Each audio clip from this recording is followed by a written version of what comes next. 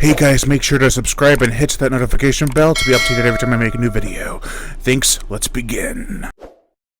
If you see 8 trees moving when there's no wind, run.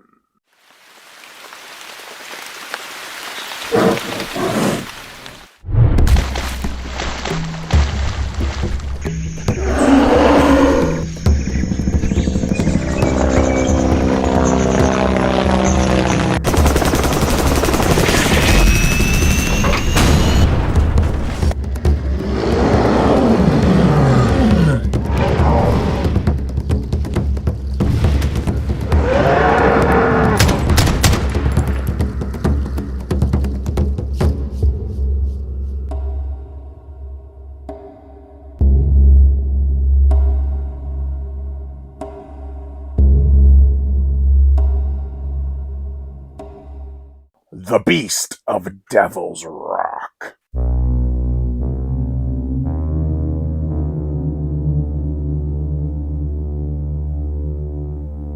This is the 2019 novel written by Michael Cole. Welcome back to the Michael Cole Files. It's been a while. Thank you for your patience. The plot. 2 police officers are stuck in the middle of a blizzard with car troubles. They spot a truck that has been flipped over and go to investigate. They naturally get more than they bargained for. Now other officers will show up, but nothing can save them from the snow arachnid. A story about a spider in the snow? Somebody's been watching Ice Spiders. However, Michael Cole tells a very different yarn, or in this case, web, than that film.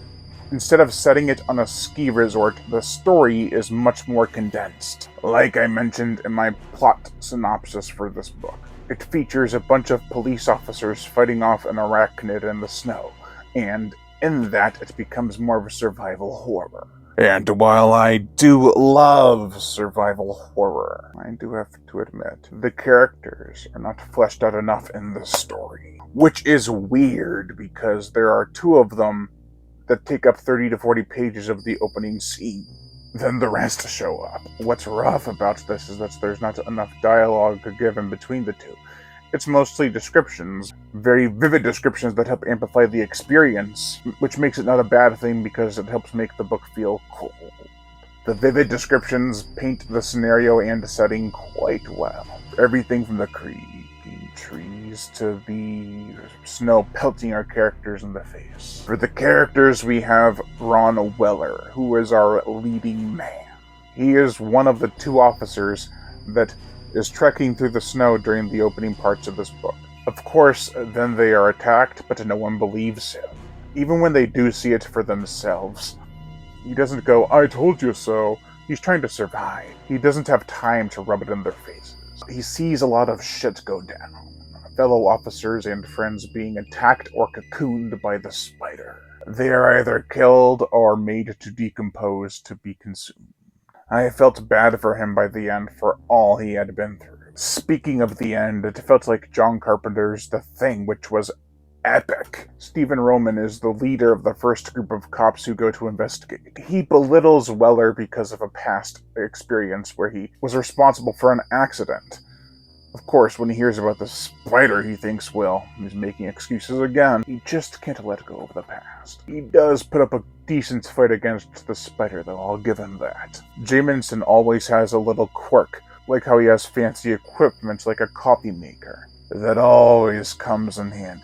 The rest of the characters are as follow. McCarter, Sheriff Stoll, Hasley, Benson, Pinot, and Halt. They're all pretty much interchangeable. Pat is a chubby officer who is stuck with Weller in the opening pages of the book. York is the only woman of the group and isn't even all that integral to the story. Again, it felt a lot like John Carpenter's The Thing with all male cast, except for this one has 1 woman. So half 1982 and half 2011 The Thing.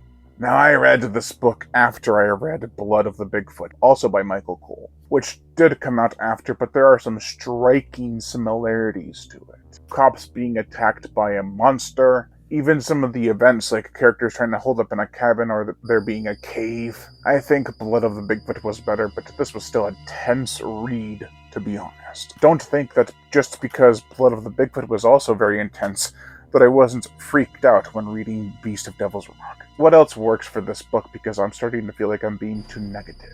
Well, several descriptions make you visualize the story as if you're watching a movie. Also, the scene where the spider attacks outside the cave reminded me of the spider scene from Return of the King mixed with Hatchet 3's Cop Massacre.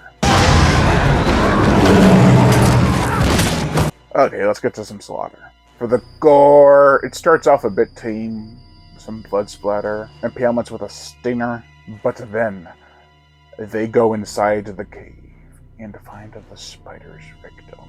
The venom makes the victims' flesh mushy and soft so that it makes for easier consumption. Imagine being alive and melting away very, very slowly. Then, the big finale, a man is ripped away from a tree with his arms still hanging on. Another has his innards carved out. Another has his head crushed into his shoulders like that one scene in 2019's Hellboy. And one guy is impaled by the spider's legs, and then lifted off the ground and pulled until he's torn apart, and his innards fall to the floor. It's nasty as hell. For the proposed film score, Jed Kurzel, who also composed Alien Covenant, Overlord, and The Pope's Exorcist, would be perfect, namely for Overlord's score. Overlord's score is creepy and downright atmospheric. I feel Kurzel would do wonders with a snowy setting and horrific sights that bestow our characters. Violins and sounds of echoes would be brilliant. The rest could be a full-on orchestral score with minor bumps of intensity that build and build until the climax peaks. Overall, I like this one. I actually talked to Mr. Cole and said I love the massacre that happens in this book. And what was his response? Just wait till you get to the second one. He was right about that because, oh man, was it worth the wait. This whole book was worth the wait. It's slower paced at first, but then when you get to the spider stuff and the carnage, it's awesome. Mr. Cole also said that this was one of the easiest and the fastest books that he had written. It's only about 150 pages, but it has great build-up and atmosphere, with, as I said, satisfying payoffs. This and Blood of the Bigfoot make for great companion pieces, a double feature, if you will. I think the story is decent enough, as are the characters. Neither are too deep or layered. It's just shut your brain off entertainment that holds your attention. It would be highly effective to read on a snowy day or breezy night. Just make sure to watch out for those trees. Overall, I give The Beast of Devil's Rock a 2.5 out of 5. That's going to do it for this video, guys. You have been watching Sharkhouse Entertainment, and I have been your host, Brian Gatto. Make sure to like, comment on, as well as share this video.